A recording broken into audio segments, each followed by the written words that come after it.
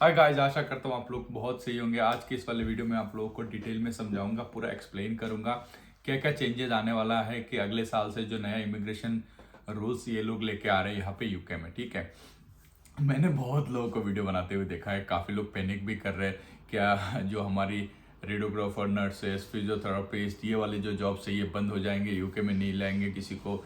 ये सारे क्वेश्चन बहुत लोगों के मन में। सैलरी कितना बढ़ा दिया इन्होंने, कितने में वीज़ा मिल सकता है, कौन डिपेंडेंट ला सकता है, ये सारे टॉपिक्स पे लोगों के ऊपर बहुत ज़्यादा कन्फ्यूजन है। देखो, मेरे हिसाब से तो पैनिक करने की कोई बात है नहीं। कुछ चीज़ें हैं जो हमारे हाथ में है नहीं, वो हम कभी चेंज कर भी नहीं सकते, ना हमें करना चाहिए भी, हम कर भी नहीं सकते कुछ भी उसमें। तो वो तो छोड़ दो वो सब चीज़ें। ठीक है, सबसे पहले मैं आप लोगों को बता देता हूँ इन्होंने जो 5 चेंजेस किया है। सबसे पहले इन्होंने जो केयर वीज़ा होल्डर्स हैं, देखो यहाँ पे क्या होता है, केयर होम्स होते हैं, जैसे इंडिया में होता है ना वृद्धाश्रम। सो वृद्धाश्रम को यहाँ पे केयर होम बोलते हैं। तो केयर होम में केयर वर्कर्स आते हैं, यहाँ का भी लोकल लोग भी हैं, बाहर के लोग भी हैं। तो केयर वर्कर को सैलरी थोड़ा कम मिलता है, जैसे 20,000, 18,000, 25,000 इतने रेंज पे सैलरी मिलता है। और यहाँ पे जो केयर होम की जो कंपनीज है, इनको अलाउड है कि बाहर से वो बंदा बुला सकते हैं कम सैलरी पे। तो गवर्नमेंट ने ये बोला कि भाई ये हम नहीं कर सकते, ये इसको बंद कर रहे हैं। क्यों बंद कर रहे हैं? क्यों? बहुत ज्यादा स्कैम्स हो रहे हैं। ठीक है, ये आपको पता लग जाएगा कैसे स्कैम होते हैं। बहुत सारा स्कैम्स हो रहे हैं। तो चक्कर में उन्होंने बोला कि भाई ये जो आप लोगों का जो 20,000 का, 26,000 का जो हमने पैकेज दे रखा था पहले, इतने में बाहर से बंदा बुलाओ, ये बंद करो, इसको 38,700 कर रहे हैं हम। तो यहाँ पे केयर वर्कर जो लोग हैं उनके लिए टेंशन की बात है ऑब्वियसली। मुझे ये क्लियरली नहीं पता है कि जो लोग अभी ऑलरेडी इधर है उनको कोई प्रॉब्लम होगा कि नहीं होगा, पर ये केयर वेजर वर्कर जो है उनके लिए मतलब स्ट्रेस देने वाली बात है। ठीक है, नए लोग नहीं आ सकते, जो पुराने लोग हैं उनको शायद कोई दिक्कत ना भी हो, फिर भी नए लोग आने में दिक्कत होगी, क्योंकि कोई भी केयर वर्कर का जो कंपनीज है, केयर फार्म जो है यहाँ पे, वो इतना ज़्यादा सैलरी नहीं देगा एक केयर असिस्टेंट को बाहर से यहाँ बुलाने के लिए, क्योंकि वो हैसल होता है गवर्नमेंट के लिए, मतलब ऑर्गेनाइजेशन के लिए। उसके बाद जो सबसे इंपॉर्टेंट चीज उन्होंने बढ़ाया है वो बोला है कि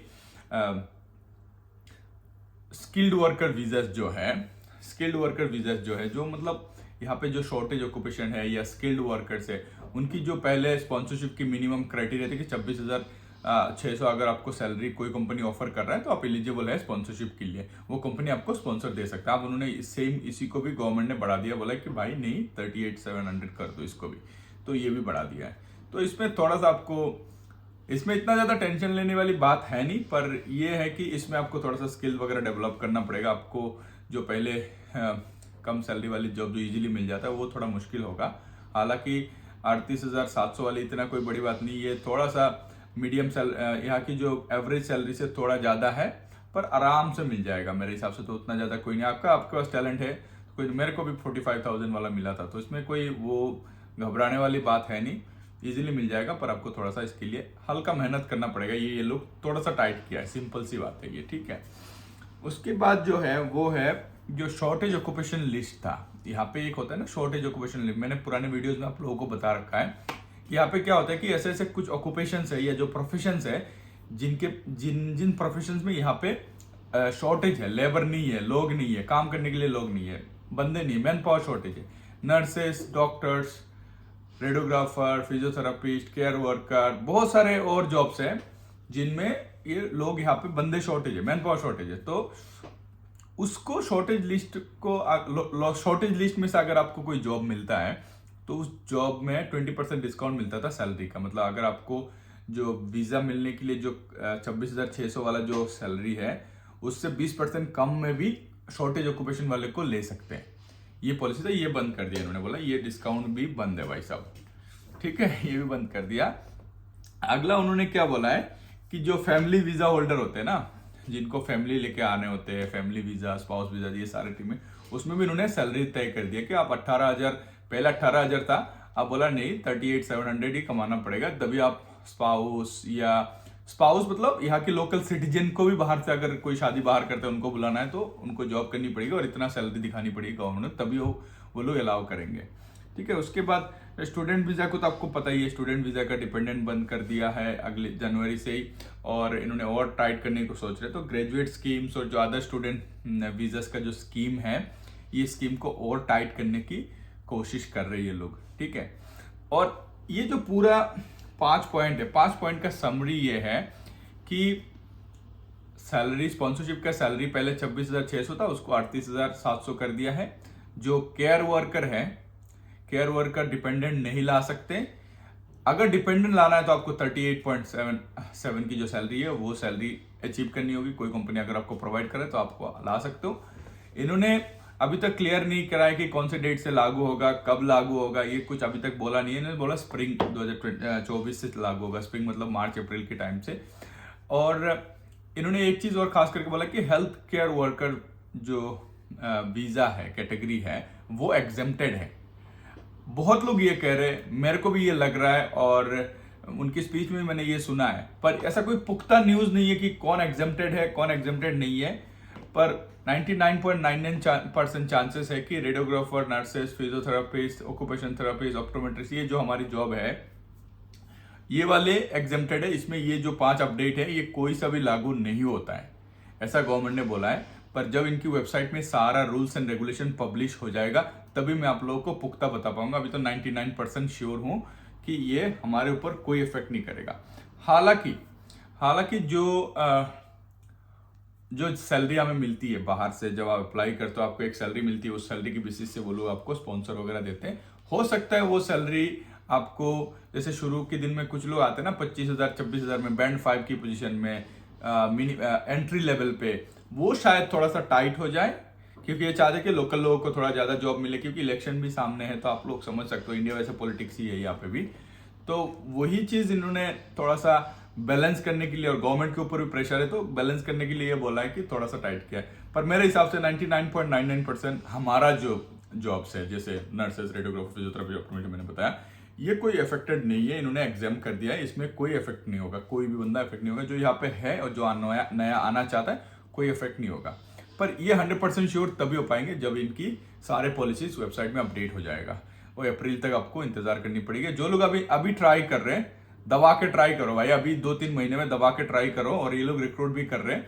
अब बहुत सारे कंपनी निकल के आएंगे रिक्रूट करने के लिए, लेकिन उनको पता है अप्रैल के बाद रिक्रूट करेंगे तो सैलरी ज्यादा देनी पड़ेगी, आप जल्दी जल्दी बुला लेते हैं। तो अभी रिक्रूटमेंट जनवरी से बहुत बढ़ने वाला है।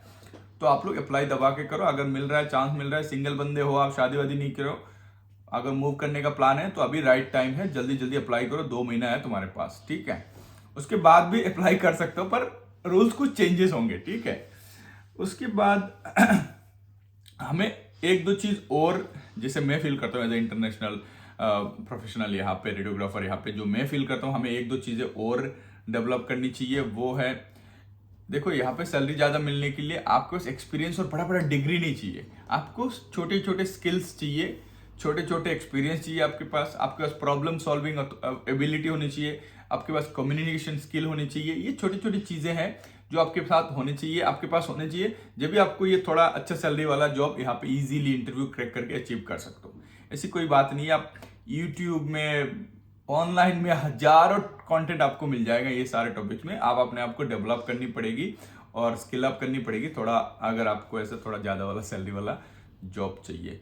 हालांकि देखो एवरेज सैलरी वाला तो सबको मिल जाता है, 90 मिलने में कोई दिक्कत नहीं होता, पर 90 से 95 मिलने में जो मेहनत लगती है ना, वो सबसे ज्यादा मेहनत होती है। तो वो मेहनत अगर आप कर लोगे तो थोड़ा और मिल जाएगा। एवरेज सैलरी तो देखो ये लोग सबको देंगे ही देंगे, देना ही पड़ेगा, ऐसा कुछ कर नहीं सकते। और हमें जहाँ पे टेंशन करना पड़ सकता है वो है डिपेंडेंट को लेके। ये लोगों ने ये कहा है कि अगर आपका डिपेंडेंट यूके में है, जैसे मान लो मेरा डिपेंडेंट यार यूके में है, अगर वो इकोनॉमी में कंट्रीब्यूट नहीं कर रहे तो ये एक प्रॉब्लम है, वो कह रहे। उन्होंने बोला नहीं कि क्या करेंगे, ऐसा कुछ बोला नहीं है, पर ये प्रॉब्लम है। तो जैसे इकोनॉमी में कंट्रीब्यूट कैसे कर सकते हैं? पहले तो अगर आप यहाँ पे है, पार्ट टाइम जॉब करो, मेरे हिसाब से पार्ट टाइम जॉब करो, आप टैक्स पे करो, नेशनल इंश्योरेंस पे करो, आप हेल्थ जो अदर टैक्सेस होती है, काउंसिल टैक्सेस, बिल्स, ये सारे पे करो आप, ठीक है। इससे क्या होता है, आपकी एक इकोनॉमी में आपकी कंट्रीब्यूशन आता है, council tax, income tax, national insurance tax, ये सारे में आपकी ये कंट्रीब्यूशन दिखाता है कि हाँ ये बंदा यहाँ पे है, पर ये जितना भी कमा रहा है गवर्नमेंट को भी दे रहा है, इकोनॉमी में कंट्रीब्यूट कर रहा है। बहुत सारे लोग यहाँ पे आते हैं, आके जॉब नहीं करते, तो इनको ये लग रहा है कि देखो मेरे डिपेंडेंट यहाँ पे आया है, उनको पता है ये डिपेंडेंट को लाना बंद नहीं कर सकते, क्योंकि ये ऐसा हो नहीं सकता, फैमिली साथ रहेगा ही। तो इनको चाहते कि ये बंदा इधर आए, सिर्फ बेनिफिट ना लो, इधर आके अगर कुछ नहीं कर रहे हो तो आप सर्विसेज, सिर्फ सर्विसेज एंजॉय ले रहे हो, तो वो चाहते कि आप थोड़ा काम भी करो, थोड़ा टैक्स भी दो और सर्विसेज भी लो। ऐसे ही चलता है यहाँ पे जो प्रोसेस, ये सारा चीजें फ्री है ना, हेल्थ केयर ये सारी चीजें फ्री है, तो आप काम करोगे, टैक्स पे करोगे, वही आपकी इनके लिए फीस होती है। तो ये एक जो लोगों का डिपेंडेंट है, जो काम नहीं करते, मेरे हिसाब से पार्ट टाइम फुल टाइम जो भी जॉब मिले, मिनिमम सैलरी मैक्सिमम सैलरी जो भी मिले, थोड़ा थोड़ा काम करनी चाहिए, इकोनॉमी में कंट्रीब्यूट करनी चाहिए। एक और चीज जो मेरे हिसाब से डिपेंडेंट्स को करनी चाहिए वो है, बहुत लोगों को मैंने देखा है कि डिपेंडेंट लेके आते हैं, यहाँ पे आने के बाद जो अपना डिटेल्स तो सारे चीज में रजिस्टर्ड कर लेते हैं, लेकिन डिपेंडेंट का रजिस्टर्ड नहीं करते। Just for example council tax में बिल्स जो आप पे करते हो, इलेक्ट्रिसिटी, वाटर बिल्स, उसके बाद वोटर लिस्ट, यहाँ पे जो वोटर रजिस्ट्रेशन कार्ड होती है, उसके बाद जहाँ पे भी आप जैसे NHS में रजिस्टर्ड होते हैं, फैमिली रजिस्ट्रेशन होती है, NHS में NHS नंबर का रजिस्ट्रेशन होता है, bank account, open bank account खोलना होता है, उसके बाद एक ड्राइविंग लाइसेंस का जो एड्रेस प्रूफ और ड्राइविंग लाइसेंस, एक प्रोविजनल ड्राइविंग लाइसेंस मिलते हैं, ये सारे चीजें नहीं करते। वो अगर आपके लिए कर रहे हो तो आपका डिपेंडेंट के लिए भी करो। इससे क्या होता है कि ऐसे हर जगह पे रिकॉर्ड रहता है आपकी डिपेंडेंट का, जैसे काउंसिल टैक्स में, वोटर लिस्ट में, ड्राइविंग लाइसेंस में, बैंक अकाउंट में, तो ये इकोनॉमी में कंट्रीब्यूट ही कर रहे हो आप एक तरीके से। तो ये सारी चीजें हैं जहां पे आप इजीली कर सकते हो, पर घबराने वाली, इतनी ज्यादा कोई टेंशन लेने वाली बात नहीं है। सैलरी का थोड़ा बहुत बड़ा है, पर सैलरी जो इन्होंने रेंज थोड़ा बढ़ाया है मेरे हिसाब से अच्छा ही है। अगर किसी भी बंदे को बाहर से जॉब मिलने वाला है, उसको अच्छा सैलरी का जॉब मिलेगा, पर ये कि तुम्हें मिनिमम सैलरी का जॉब मिलना थोड़ा मुश्किल होगा। अगर आपका स्किल्स अच्छे है तो आपको अच्छा सैलरी वाला जॉब मिलेगा। ये तो मेरे हिसाब से अच्छा है, मैं पर्सनली फील करूंगा कि अच्छा है, सैलरी बढ़ना अच्छी बात है। ठीक है, इस वाले वीडियो के यहीं पे रखते हैं। आशा करता हूँ वीडियो आप लोगों को समझ आया होगा। कोई भी कंफ्यूजन है इस रिगार्डिंग, आप यूके गवर्नमेंट की जो वेबसाइट है वहां पे जाके अपडेट्स चेक कर सकते हो। बहुत ज्यादा लोग बहुत ज्यादा वीडियोस बना रहे हैं, आप उनको सारे वीडियोस में ज्यादा ध्यान मत दो। जो गवर्नमेंट की वेबसाइट्स में होती है वही फाइनल पॉलिसी होती है, उसी को फॉलो करना होता है। किसी के वीडियो को फॉलो करने की जरूरत नहीं है। बहुत सारे लोग डर फैलाते हैं। ठीक है, आशा करता हूँ आप लोगों को अच्छा लगा होगा। ऐसे इंटरेस्टिंग वीडियोस वगैरह के लिए मेरे चैनल को सब्सक्राइब करिए और बने रहिए मेरे साथ। Thank you very much.